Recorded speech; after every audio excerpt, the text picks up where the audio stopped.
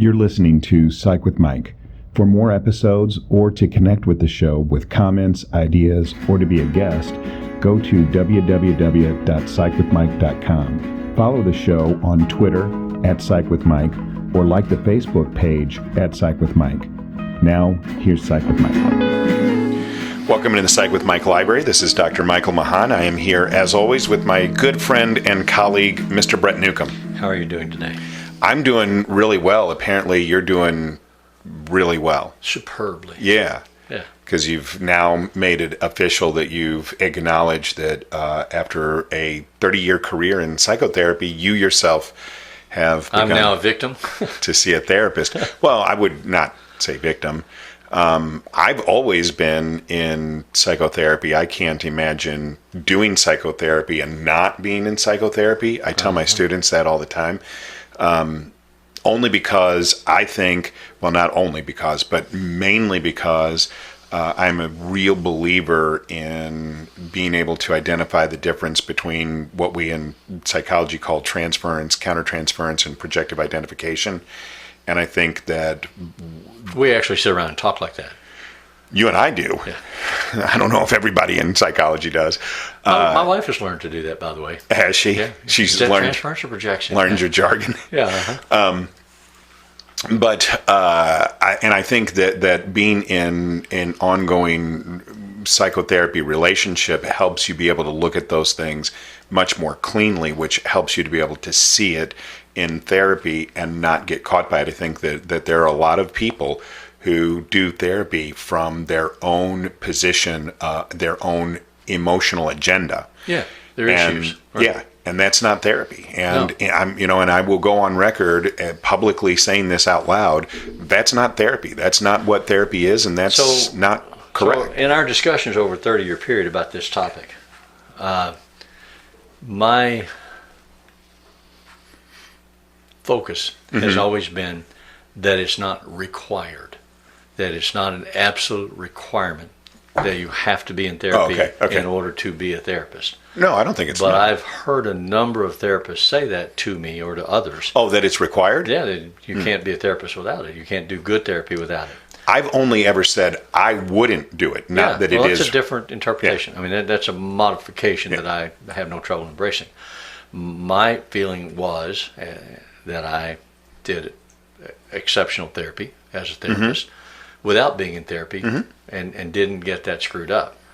But what I found is I reached a point in my life where I was looking at the answer to a question that I didn't trust myself not to mess up because of my own issues. And that if I would go to a therapist, because I believe in the process, and if I would go to a therapist, they could help me clarify my honesty in examining this issue and trying to resolve it. And so I was willing to go. So I found somebody that I trust, and I go see them, and they are very helpful, and it's been beneficial. And so, so is this a cognitive kind of? I'm trying to think of. So for me, the bottom line is that, and I've really worked through my need to blame my parents for the fact that I didn't have the childhood you should have had. Yeah, and so therefore had attachment issues and felt very insecure, didn't really know how to emotionally regulate effectively. And so for me, that's what has been always the focus of my therapy, is to try and unravel that ball of yarn and to try and wind it back up in a more efficient and more effective manner. So is that what you're looking for, or are you looking for the answer to a very real, hard, concrete question? Well, I'm 70, soon be 73. Yeah. And I'm looking at retiring. And I've worked with a number of male clients through the years who've faced retirement and the question of who am I going to be if I don't have a job to identify me? What if something comes up that I don't know how to handle? Blah, blah, blah, blah, blah.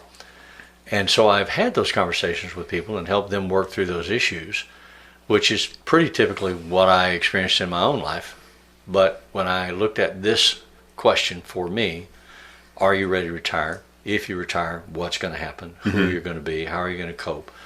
I thought, I'm not sure I wouldn't sabotage this conversation if I just have it by myself. So I need to go talk to somebody that knows me and can help me recognize when I'm being irrational. My approach to problem solving is always logical. It's always reality based. Try to interrogate and question and be cognitive and blah, blah, blah. What I'm finding in therapy is that the other half of the coin that I, by preference, ignore as much as possible is emotional. And there are these emotional things that come flooding out of nowhere that I had no idea were there, that are identified to concepts like work and earning money, paying your bills, being a defined sort of person, that cognitively I manage pretty well, but emotionally I'm blindsided by. Yeah. So it's been a real, at times painful process, which I didn't really expect. I thought we'd just go in and have these intellectual conversations, make sure we dot every I and cross every T. And it just is a different process altogether. So now knowing that the process is different than you would have ever envisioned it, does it make you wish you would have engaged it earlier? No, I have no reluctance about that. Yeah. But what's intriguing is intellectually, her approach is called IFS, Internal Family Systems. Which is blowing my mind. Which I know it is, because I've always made fun about it. Yes. And I have a number of therapist friends who are IFS clinicians. And I don't begrudge that. I give them crap all the time. And right, it's not my cup of tea, but it never has been mine with it. either. Yeah. But the premise, as she explained it to me, I found to be acceptable. And I didn't know all the details because I'd refused to learn them. And for the record, you and I are hugely squarely in the camp of psychodynamic therapy, and there are a lot of people who poo-poo that. Yeah, but they're wrong. Exactly. But anyway, so I'm finding this to be educational. I'm finding it to be emotionally intense. I'm finding it to be worthwhile. And yet I don't resent not having done it before. I don't regret not having done it before. And I don't know how long I'll do it until I feel that I'm finished with it. So, which is the way therapy always goes. I mean, people hit a plateau. They get all they can. Well, you told me that back when I was in graduate school, and you were my professor, and that people would it's asymptotic, right? Yeah. They approach the line, and then they get scared and they go away, and then they come back and they do a little bit more work. Well, they get saturated and they have to digest. Yeah, that's probably a better way. I like that way of expressing it. Yeah. I mean, I think both are probably true. Yeah, I think there could be either. Yeah. Not both. Right. Can't be both at the same time, but it could be either. Well, okay. Yeah. Yes. Yeah. So this then brings up an issue that I think is something that is pervasive in society, and then the question is why. That is, men typically do not have the capacity, the ability, whatever, to really access their emotions, that is more the purview of the fairer feminine sex. We're conditioned from childhood with that attitude. I mean, I hope that things have changed through my lifetime for society. But I grew up in an era and a place where very commonly boys were told, don't cry, get that, if you're going to cry, I'll give you something to cry about. Those kind of messages. Little boy 3-year-old would stumble and fall down and skin his knee and come in crying, and his mother would say to him, "Suck it up. That's you just scratched your knee. Go away." A little girl falls down, scratches her knee. Everybody in the world comes over and grabs her and hugs her and kisses her and says, "Sweetheart, oh, it must hurt terribly, blah, blah, blah." And she's allowed to express those emotions. Boys have to learn to stuff them. And you have to learn to stuff them early in life and more or less perfectly as life goes on. And so we become separated from the ability to feel our feelings. Right. And usually the only feelings that we then can feel are when they're in all caps. Yeah. So if something happens that's traumatic, then we can feel it, but pretty quickly we need to get it under control. I mean, even crying, you watch movies like John Wayne movies and stuff, and there are highly identified masculine characters who suffer. They bite their lip, and maybe a quiet tear trickles down their face, but they don't bawl and sob and snort. And men who do are considered unmanly. Right. And it's made known to them that this is not acceptable behavior. And you better stop it or I'll slap the crap out of you and make you cry even more. My dad used to say to me on a regular basis, you need to cry, I'll give you something to cry about. Right. And this will all be in the book when it comes out. But which book is that, Mike? A book that I may write at some point in the future. Oh, okay. But for biological reasons, there are 4 primary human emotions: glad, mad, sad, and scared. So that's just the way it is. And we can go through all of the biology, and like I said, that'll all be in the book. But so then if I say to you, big boys don't cry, fear is a sign of? I don't know, what a weakness. Yeah. And so I tell people all the time, I've been doing this for over 30 years. I've asked those questions literally 10,000 times. I've never gotten a different answer. Different races, different cultures, men still have the same Yeah, messaging. exactly. It's amazing. It's amazing. Yeah. And that's 50% of the human emotional spectrum that we are conditioned to believe is off limits, unmasculine.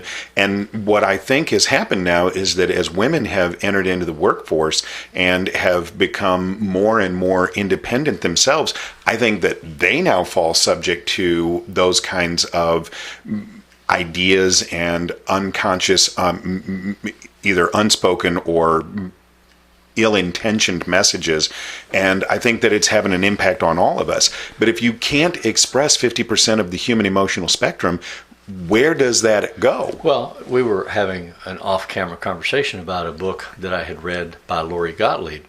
Maybe you should talk to someone. And I read this book 3 months ago, and 2 months ago I started therapy. And in her book, she talks about and Lori, if you're listening, call us. We'd love to have you on the show. She talks about going to her therapist's office. First of all, the challenge all of us have as therapists, who do we go talk to? Who do we trust enough with our professional, personal identities that's in the business that we know that we would talk to? So you have to find somebody. It's a real challenge. But who do we go talk to? And so she found somebody, and she went to see them. And then her experience of herself in that office is she spent couple sessions crying uncontrollably without ever talking at all, just crying, sobbing.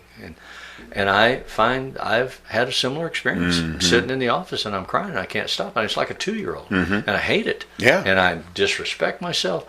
And what I find is the complete acceptance, complete embrace of this is okay, no shame.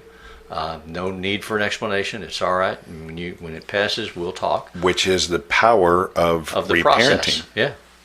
And because we've talked about this before, what is being a good parent? I've always said giving your children the ability to love themselves unconditionally, not in a narcissistic way, but in a real and genuine way, that leads to security and gives you the ability to form attachments and emotionally regulate. So I would say self-acceptance. I think self-love is a bigger step than I'm willing to take. I mean, intellectually I embrace that.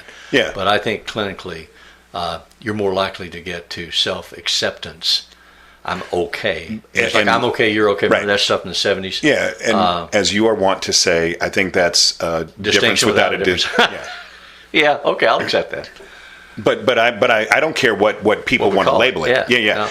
I just know that I used to teach my kids this, and there was this, so my mom, who would care for my children on occasion, went to pick my daughter up from, I don't remember where, school or a babysitter or somewhere, and she was so little that she was still in a car seat, and so she straps my daughter into the back seat, and they're driving over to my house, and my daughter says to my mom, "Grandma Carol, do you love yourself?" And my mom said, "Well, I don't know, probably not." And she's like, "Oh, well, that makes me really sad because my daddy says you should love yourself, and I just want you to love yourself. I want you to love yourself more than anything," and all this stuff. And my mom is getting more furious as the miles roll by. And when she gets to my house, she gets out of her car, storms into my home, leaves my daughter strapped into the car seat, says, "What in the bleep are you teaching your children?"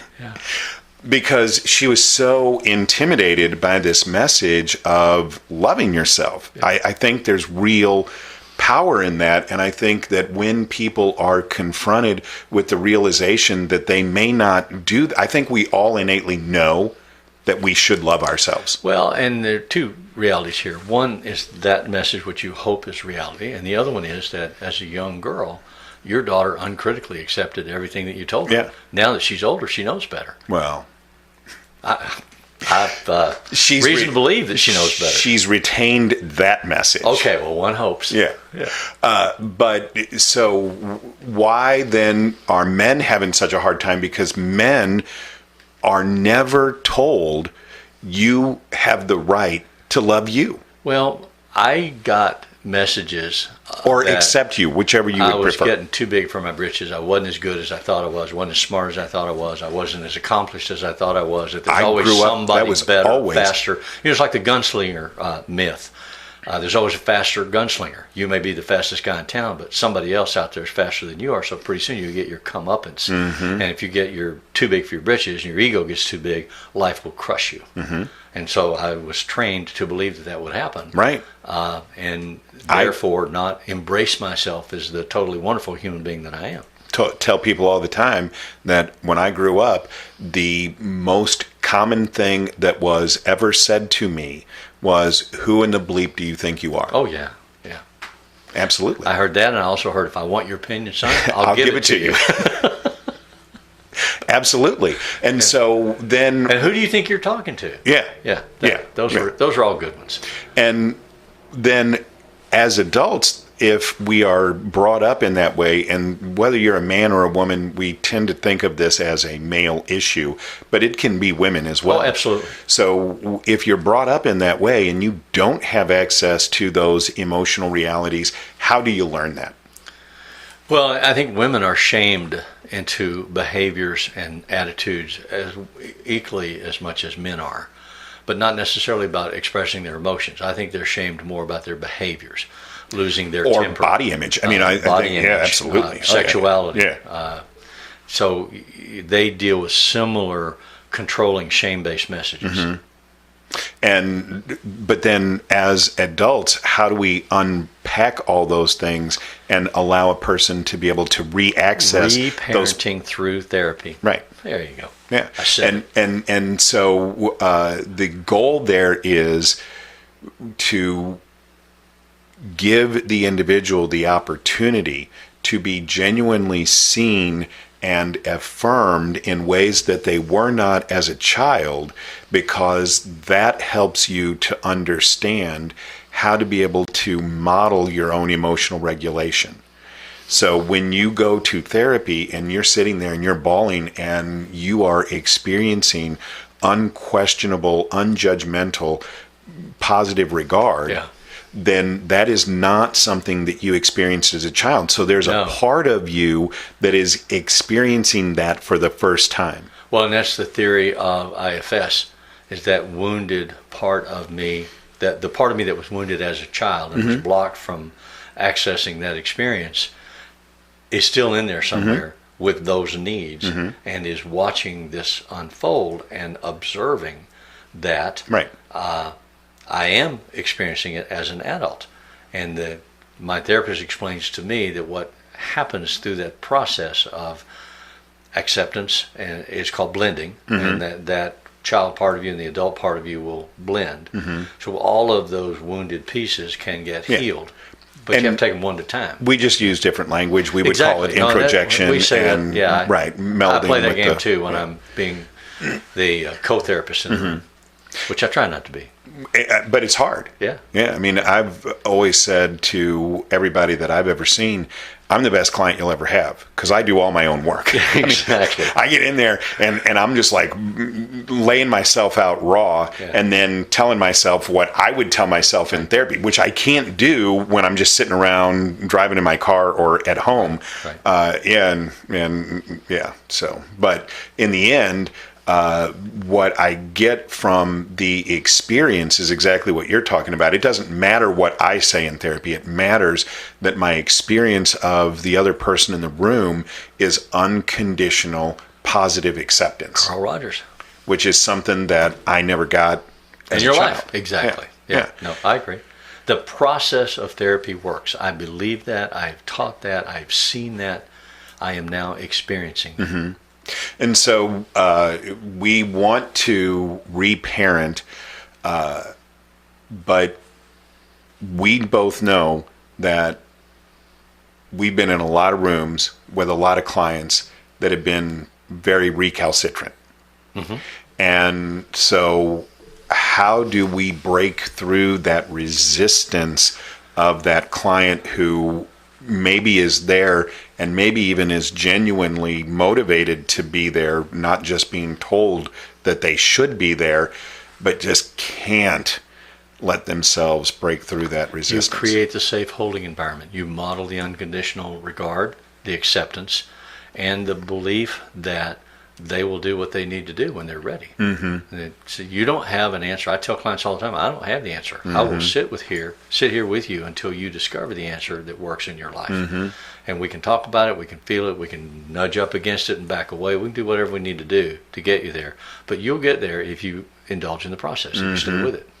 And we also then, as therapists, have to be okay with, we may be right, and the client may not be ready, right. And so then they may leave. Like I said, if you do be therapy scared. You long said, enough right, as a profession, they will come in waves. Yeah. They will get saturated, or they'll get scared, either one, and they'll go away. Yeah. And then they'll come back when they're ready for the next level. Or if they have gotten what they can get from you because of your personality and knowledge, they may move on to another therapist who has a different set of skills that can help them make a different part of the journey. And they may go to one or two or three other therapists and then come back to you for a touch up on what you do. So I mean, it's all good. I just remember one particular client who came to me, female, came to me, and she was talking about how her husband was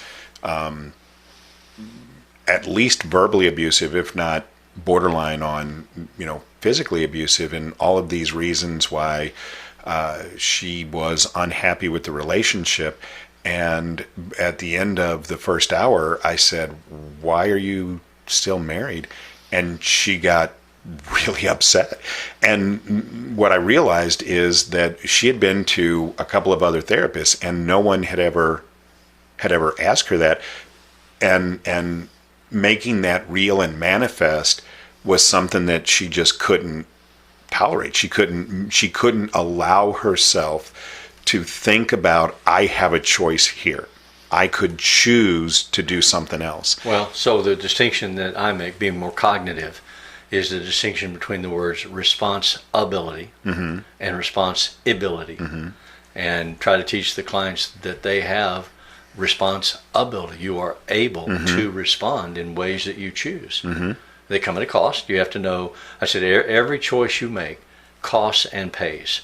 So you have to do the emotional economics. Can I afford the cost of my choice? So am I willing to afford the cost of my choice? So if you are, embrace it. When you talk about then that emotional economics, I think that therapy turns those emotional economics on its head, because when they come to us, their emotional economic equations are maladapted. Yeah. And when they come into therapy and they start actually experiencing that unconditional positive regard, it changes the variables of that equation. And I think that they are ill-equipped to be able to then do that math. No, but that's why the process works. Yeah. That's why if they spend time with you or whoever the therapist is, they can do that navigation. It's not a one-shot fixes, like, oh, aha, an epiphany, now I'm better. Because thinking it isn't enough. You also have to feel it. So then for any guy who comes in and says, oh, you just want to turn me into a Nancy boy, and I don't want to be, a stupid, crying, blubbering mess on the floor, what would you say to them? Okay. I thought there would be more. That's what I would say. Yeah. Okay, let's And- talk about that. Well, How do you right. feel about that? Yeah. Can you say more? Yeah. And then when they start crying, I just sit there and smile and lovingly accept it. And I And I don't say, I told you so, dummy. Right. Yeah. I tell people all the time, I have been in therapy for 25 I'm not years. in a power struggle with you. I'm not going to dominate Yeah. or win. I'm just going to listen and support. And I say all the time, I have made a lot of evolutionary changes Yeah. so that now the 16-year-old version of me would never recognize the 55-year-old version of me, but I never made a choice that I didn't want to make. Cool. And so that is what I tell people is whatever you choose to do here is going to be a choice that seems right to you at the time. And whatever is the process of evolution that results from that, I think you're going to find that you're going to be happy with that evolutionary process because it's going to be a choice that you made. And you're not going to be a blubbering ball mess on the floor. That isn't what's going to happen. You're going to evolve, and I think what you're going to find is that your emotional flexibility. So we respond differently. You have to explain it. I do what's called leaning into the resistance. I do all and I just that. say, okay. That's what I do all the time. Yeah, You know that about me. I got to build a clock, not tell you the time. exactly.